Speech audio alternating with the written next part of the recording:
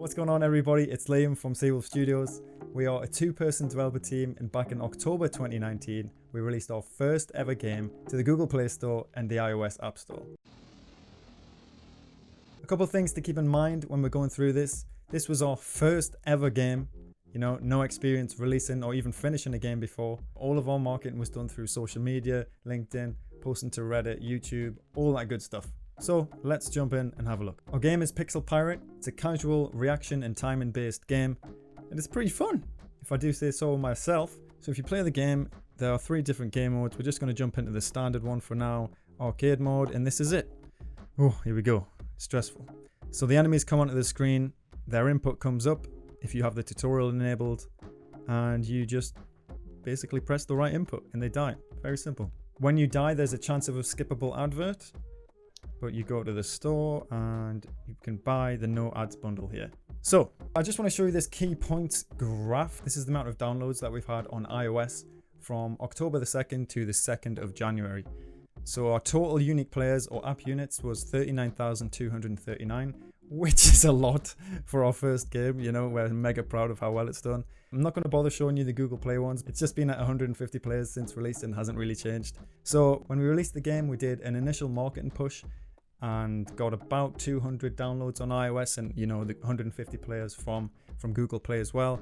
And it just kind of started to die out. It wasn't really doing anything. And then one day I woke up and Jamie, the other developer, was like, "Have you seen the analytics today?" And I was like, "No, I haven't." And it just shot up. It just shot up. I think we went from 100 players to 1.5 thousand, and then it just started going up, 20,000, 30,000, blah blah blah. During that period, we were actually featured in 13 countries. I did put this point here where it says no ads. That's because we had no ad serving during this time. During our peak players, there were absolutely no ads serving, which is a bit of a nightmare. I'll go into that later and why that was and how you can avoid it as well. I think December 6th was our last feature day, and we just started to die down slowly from that point. Now that you've seen that, how much money do you think we made during that period with just under 40,000 players? So we got £245 from our Google AdMob advertisements, £32 from our iOS in-app purchases, and £5 from our Google Play in-app purchases, totaling £282. That is not a lot for 3 months, you might be wondering. So let's jump into why isn't a lot and maybe some things we could have done to improve that. So this is where the juicy info is about how much money we've made and how well it's done. So this is our estimated earnings. This shows you how much money we made per day. This is our network requests, which is how many times an advertisement has been requested. Our biggest peak, we had 49,000 ad requests. And this is our impressions. This is how many ads were actually shown. During our peak, it's something about 1.26k advertisements were shown. And this is our match rate.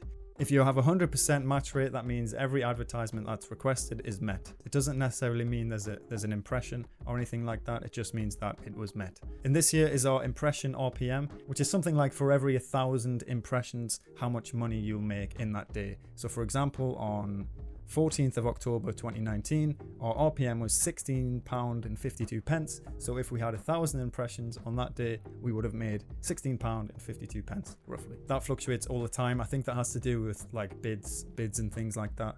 But the one thing I did want to share with you here is this drop in match rate. So one thing about advertisements is you're not allowed under any circumstance to watch your own advertisements. This is click fraud, advertisement fraud, things like that.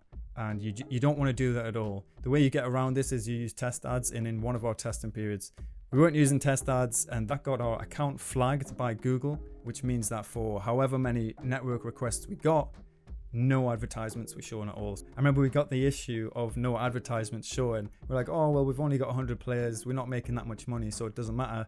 And the next day, the game blew up and got featured. So it was a nightmare situation to deal with. As you can see here, if I look at the peak, 49,000 ad requests, only 26 advertisements were actually shown, and that's because we had a match rate of 1.16%. So whatever you do, developers, make sure you're using the right test codes for your advertisements. You do not want to run into that problem. I did calculate how much we would have made, and it was somewhere between £75 to £100 that we would have made during this peak period. But even that is quite low still. I'll tell you why the amount of money we were making was not that high anyway through advertisement. So if I just remove this one for a second, and I change this to show rate. Show rate is for every request, how many impressions do you get, like the percentage.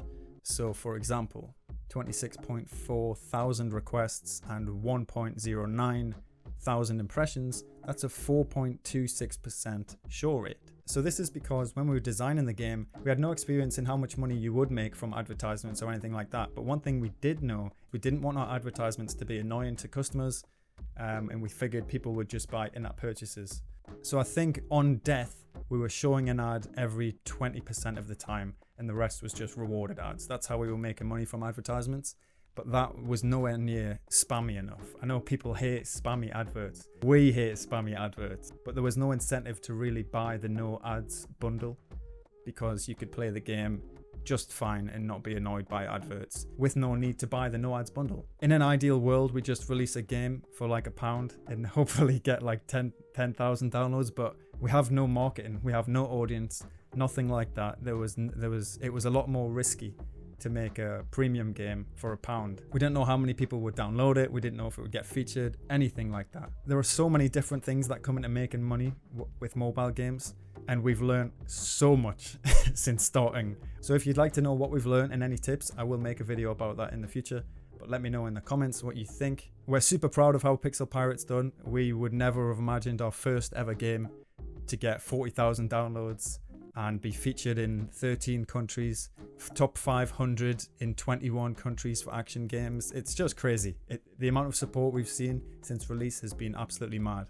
I read every single review, every single piece of feedback, and try to improve the game for every player, because that's what it's about at the end of the day. We're trying to make fun games for everyone to play, but we do need to make some money. So we've learned a little bit about how to optimize that for future games. So hopefully we can live and move out of our parents' house. So that's pretty much it. We've learned a lot since then about making money with mobile games, and I do plan on making more videos in the future about our game development, devlogs, things like that, things that you might find interesting. We want to make fun games and we want to do it full time. So hopefully we can get there. And if you enjoyed the video, if you have any comments, let me know what you think in the comments, and make sure you subscribe for more. Thanks for watching.